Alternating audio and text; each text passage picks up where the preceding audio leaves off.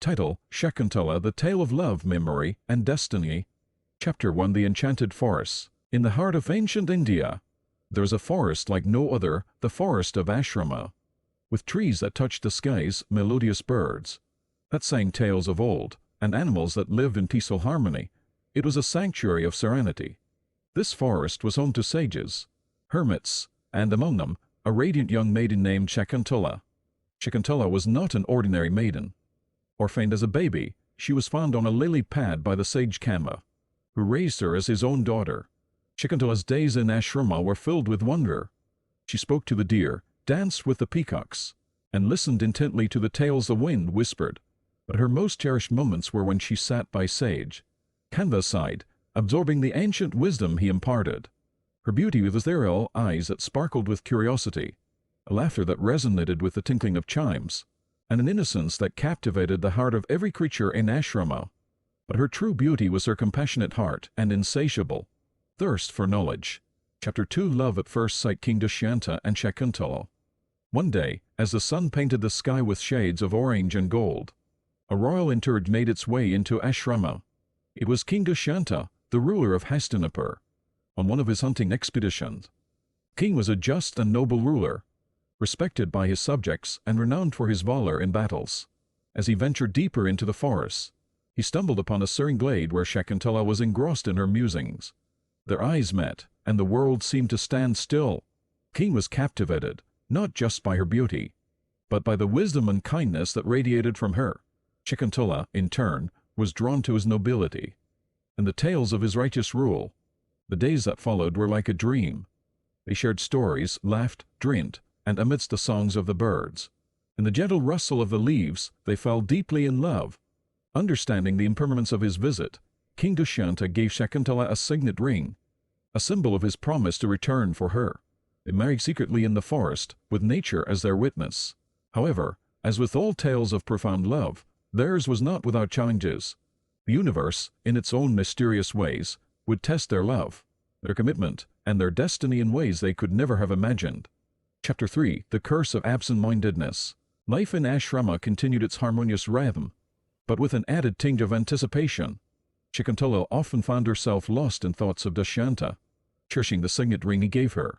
She awaited the day he would come to take her to his kingdom. One day, while Shakuntala was lost in such reverie, the irascible sage Durvasa visited ashrama. Known for his short temper, he expected immediate attention from all. When Shakuntala, distracted by her daydreams, inadvertently ignored his presence, the sage, feeling disrespected, cursed her. "The person you're thinking of will forget you." But seeing the distress of the innocent Shakuntala, the curse was slightly softened by the other sages of ashrama. "Your beloved will remember you when he sees a significant token that connects you both," they said. This token was, of course, the signet ring. Chapter 4: Forgotten Promises and a Lost Ring. Time passed, and Shakuntala, with a heavy heart, and her pregnancy advancing, decided to make her way to Hastinapur. She hoped to remind Dushyanta of their love and the promise he made. Accompanied by a few hermits, she journeyed through dense forests and treacherous terrains, her spirit fueled by the love she held for the king. But fate had another trial in store. As they crossed a river, the signet ring slipped off her finger and was taken by a fish. Unaware of this loss, Shakuntala approached the gates of Hastinapur with hope. When she finally stood before Dushyanta, her heart sank. The curse of Durvasa had manifested. Dushyanta looked upon Shakuntala as a stranger, not recalling any promise or moments of love. Without the ring, she had no proof of their union. Heartbroken, Shakuntala returned to the forest, giving birth to a son named Bharata in the hermitage. Bharata was no ordinary child. His valor, wisdom, and righteousness were evident from a young age.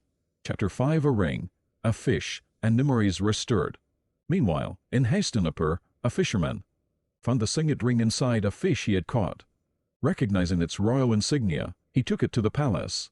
The moment Dushyanta laid eyes on the ring, the memories of his time in ashrama, his love for Shakuntala, and his promise came floating back. Regret and love overwhelmed him. Wasting no time, he set out to find Shakuntala and right his unintentional wrong. His search led him back to the very heart of ashrama. There, not only did he reunite with Shakuntala, but he also met his son Bharata. The reunion was emotional and poignant. The couple had been tested by destiny, but their love had endured. Dushyanta realized the importance of trust, memories, and the bonds of love that transcended curses and forgetfulness. Shakuntala and Bharata went on to play significant roles. In the dynasty of Hastinapur, Bharata became one of the greatest kings, known for his just rule, and from him, the land got its name Bharat, known today as India. Moral: the tale of Shakuntala teaches us about the challenges love can face, the consequences of distraction, and the enduring power of memory. It reminds us that love, trust, and understanding are the foundations of any relationship. Through trials and tribulations, true love always finds its way. Chapter 6: The Wisdom of Bharata. As the years rolled by, Bharata grew up under the tutelage of both the sages in the ashrama and his parents. The duality of his upbringing, the spiritual teachings of the forest and the royal wisdom of the palace, molded him into a well-learned young prince.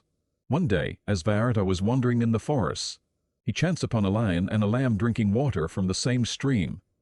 It struck him how nature, in its core, was neutral and harmonious. He realized that conflict arose when there was a disturbance in the natural order. This lesson was something he took to heart. When he eventually became the king, Bharata was renowned for his diplomatic skills. Instead of resorting to war, he would always find a middle ground, ensuring that his kingdom remained in harmony, much like the lion and the lamb.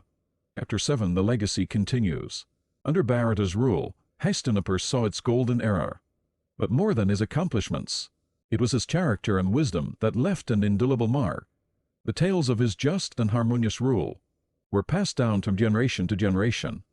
On one occasion, when there was a disagreement between two neighboring kingdoms, instead of marching with an army, Bharata went alone, armed with just his wisdom.